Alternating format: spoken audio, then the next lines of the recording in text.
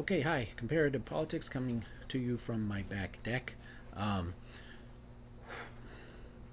we got a couple more on communism, and then we're going to do chapter 11, which is globalization, and I'll also do one on climate change as a case study. We're not going to do chapter 10, lesser developed countries. Um, a lot of that material has already been covered, um, so you're not responsible for reading that. Um, so where we left off was communism in practice, which was not very strong, right? Um, and so maybe it seems like it was inevitable that communism would collapse, and maybe it was. We're going to talk about that in a second. But it took place over the period of a few years, maybe several years, to go from a world with large numbers of communist states, including one region that was dominated by communist states, to one in which there are just a few holdouts. North Korea, Cuba, a couple other places here and there. Um, and so, from a historical perspective, it all was pretty quick. Um, it begins in the Soviet Union.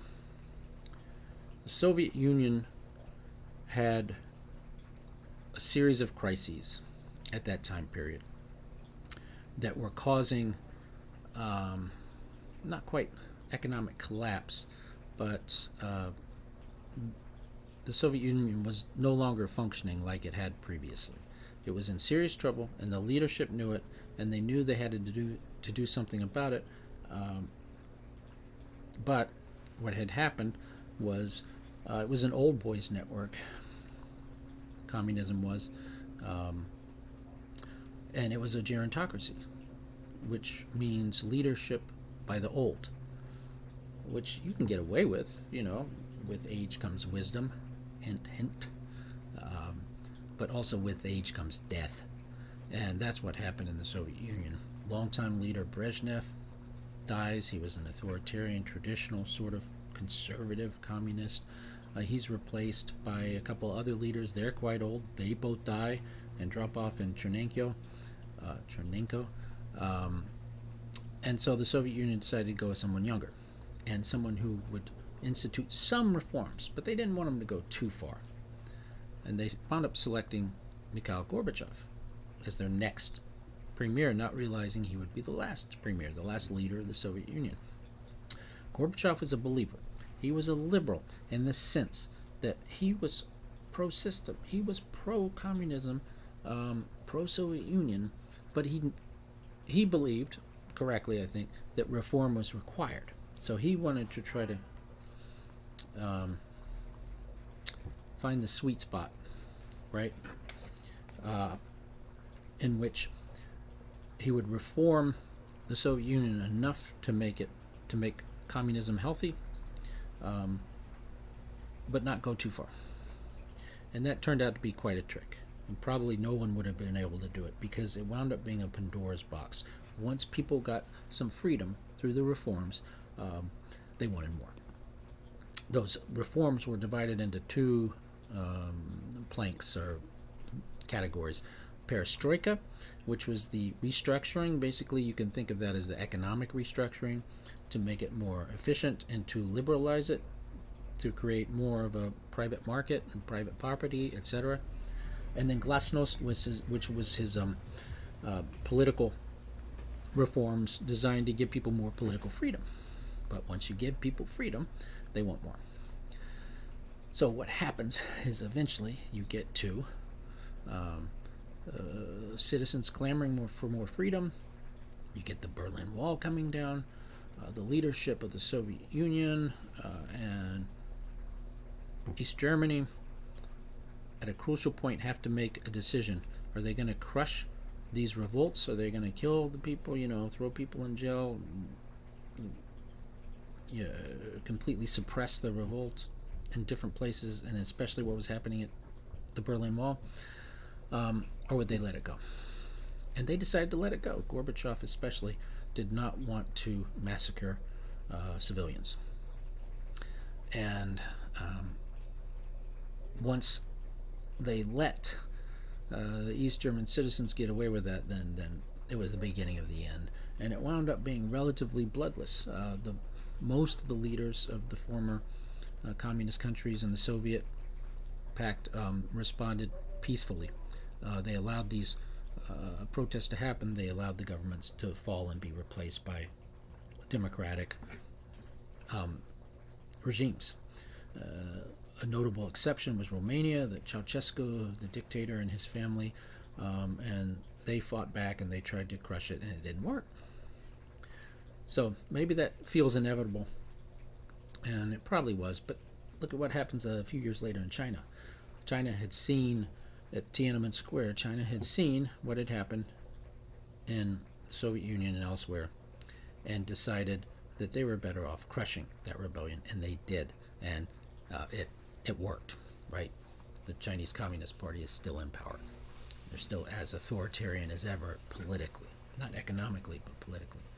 Okay. What were the crises that led to the collapse of the Soviet Union? First and foremost, in my opinion, was the fact that the Soviet economic system didn't make sense, right? It just didn't make sense. That doesn't mean that the solution to the best political economic system is one that's going to be classically liberal and totally freedom oriented and all that.